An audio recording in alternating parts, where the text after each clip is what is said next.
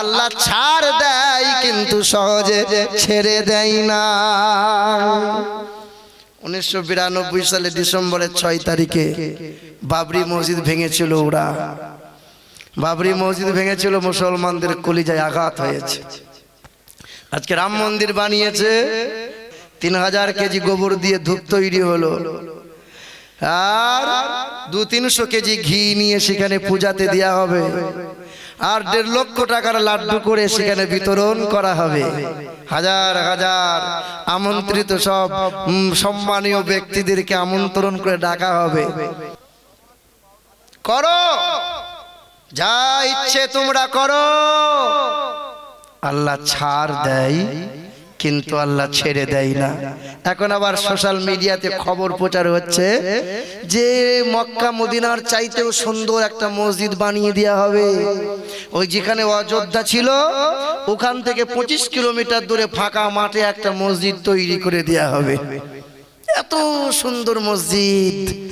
আমরা বলেছিলাম কলকাতা রানী রাসমণি রোডে মসজিদ আমাদের চাই না, আর সরকারি জায়গাতেও মসজিদ চাই না, সরকারের টাকাতে মসজিদ আমাদের চাই না। আরে মসজিদ হবে মেহনতের পয়সায়, আরে মসজিদ হবে মুমিনের পয়সায়, আরে মসজিদ হবে মাওলার ঘর, আরে মসজিদ হবে সিজদার জায়গা। মসজিদ দেখার জিনিস নয়। মসজিদ আমাদের চাই না, ওই জায়গাতেই একদিন আমাদের মসজিদ হবে, এটা মনে রেখে দিও। একদিন এই গোটা বিশ্বকে জয় করবে মুসলমান, এটা মনে রেখে দিও।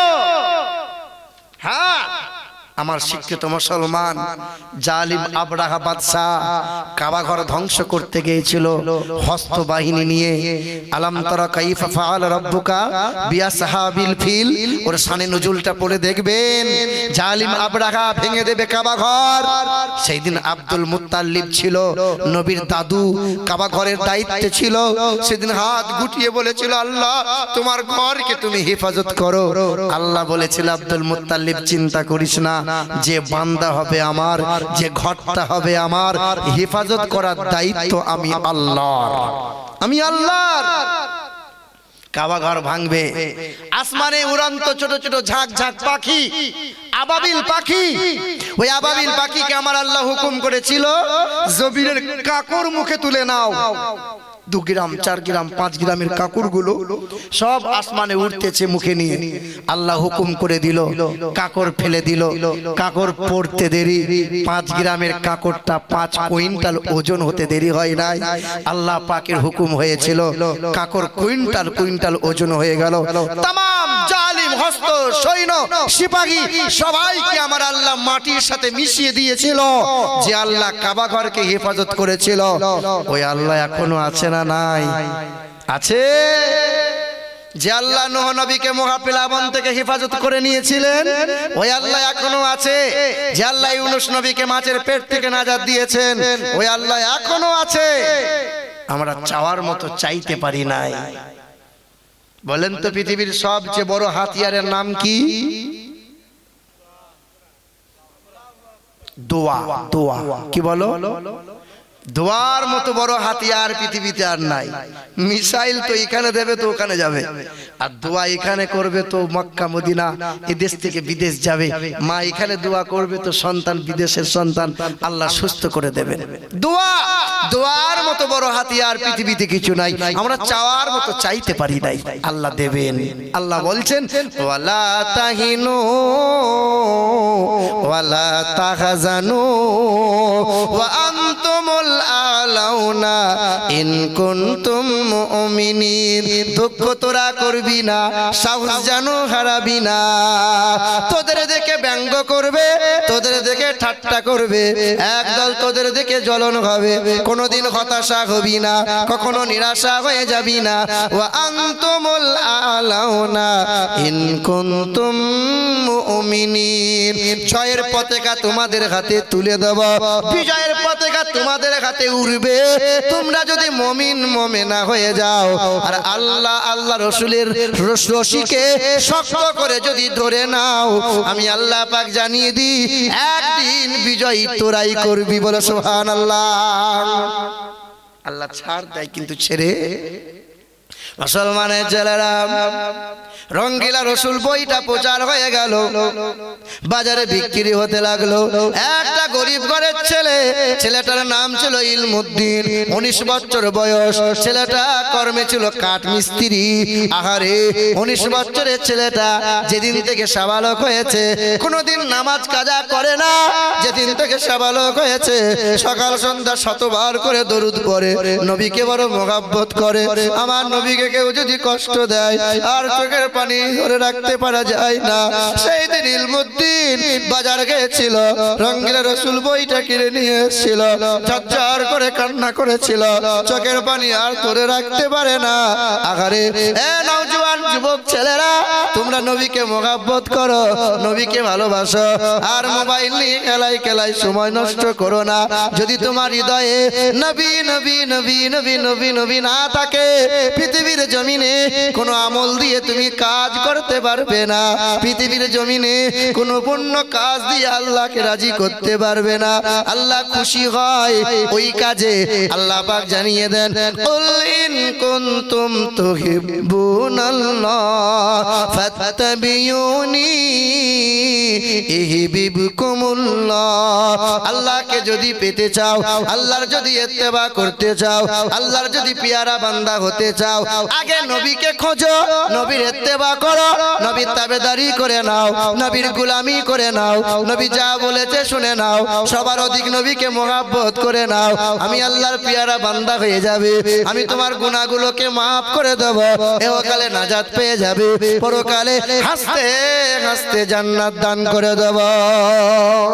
জোরে বলেন সুবহানাল্লাহ, আর একটু জোরে বলেন সুবহানাল্লাহ। সবচেয়ে বেশি মোহাব্বত করো নবীকে।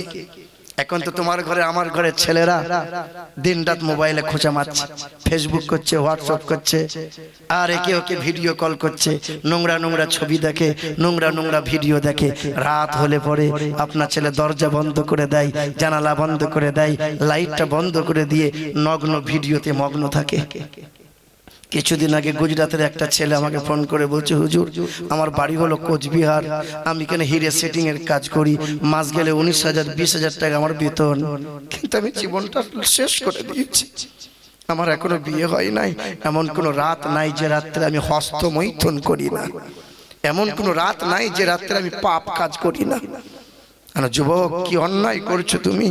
তোমার কি মনে নাই? তুমি কি জানো না আল্লাহর নবী বলে দিয়েছেন, হাসরের কঠিন ময়দানে কিছু কিছু নারী আর কিছু কিছু পুরুষদের পেট নয়, এই আঙ্গুলগুলো গর্ভবতী হবে, আর এক একটা আঙ্গুলের ভিতরে শত সন্তান নড়াচড়া করবে। সেদিন মা পিতা দাদা দাদি বাবা জিজ্ঞাসা করবে, আমার ছেলেটার আঙ্গুল কেন গর্ভবতী হলো, আঙ্গুলে কি হয়ে গেল? ফেরেশতারা বলবে, তোমরা কি দেখতে চাও? তোমার ছেলে রাতের বেলায় হস্তমৈথুন করেছিল, নোংরা নগ্ন ভিডিও দেখেছিল, কাবিরা গুনাহে লিপ্ত হয়েছিল, ভিডিও কলে ব্যভিচার করেছিল, চোখের জিনা করেছিল, কানের জিনা করেছিল, মুখের জিনা করেছিল, হাতের জিনা করেছিল। এই একজন জিনাকারী, একজন ব্যভিচারক। সেদিন ব্যভিচার ব্যভিচারিণীকে জাহান্নামে দেয়া হবে। জাহান্নামীরা চিৎকার করে বলবে, কাকে দিলে জাহান্নামে? যাদের দুর্গন্ধের কারণে আমরা জাহান্নামীরাই জাহান্নামে টিকতে পারি না। ব্যভিচার ব্যভিচারীদের লজ্জা স্থান দিয়ে পুঁজ রক্ত বার হবে, এত দুর্গন্ধ হবে, এত দুর্গন্ধ হবে। আল্লাহর নবী বলছেন, সেদিন জাহান্নামীরা চিৎকার করে বলবে, ওই জাহান্নামীগুলোকে বার করে দাও, ওদের দুর্গন্ধে আমরাই টিকতে পারি না জাহান্নামে। এখানে কত ছেলে মেয়ে আছে ব্যভিচারে নগ্ন ভিডিও দেখে, ব্যভিচার করে। কত পুরুষ আছে বিবি থাকা সত্ত্বেও অন্য মহিলার দিকে নজর করে। কত মহিলা আছে স্বামী থাকা সত্ত্বেও অন্য পুরুষের সাথে ভিডিও কল করে, ফোন করে আই লাভ ইউ বলে, নোংরা নোংরা কথা বলে। কত মহিলা অহরহ অলিতে গলিতে ব্যভিচার চলছে, ওরা জানে না কত বড় অপরাধ। আল্লাহ হেফাজত করেন।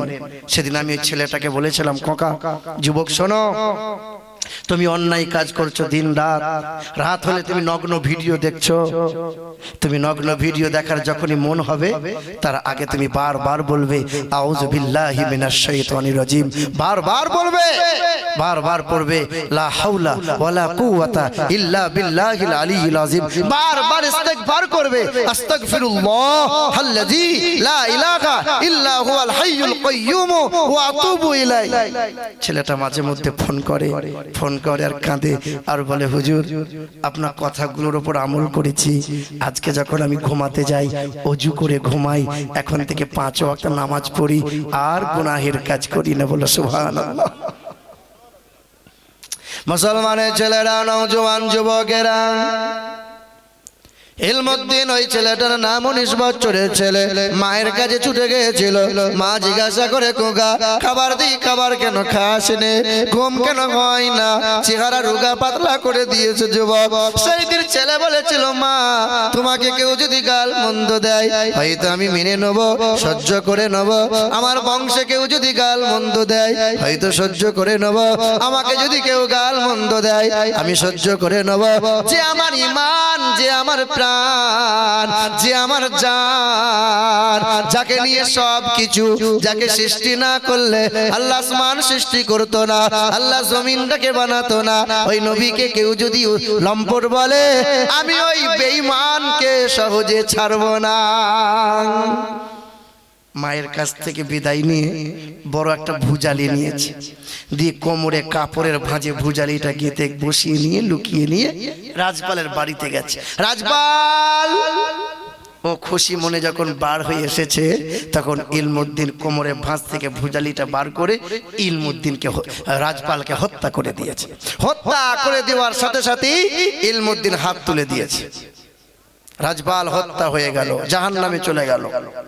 ইলমুদ্দিন গ্রেফতার হয়ে গেল। গ্রেফতার হয়ে গেল মানে জেলে বন্দী হয়ে গেল। সেই দিন আদালতে উঠার আগে নামি দামি উকিলরা বলেছিল গুগলে সার্চ করে নিও, ইউটিউবে সার্চ করে নিও, ইলমুদ্দিনের ঘটনা অহরহ পেয়ে যাবে।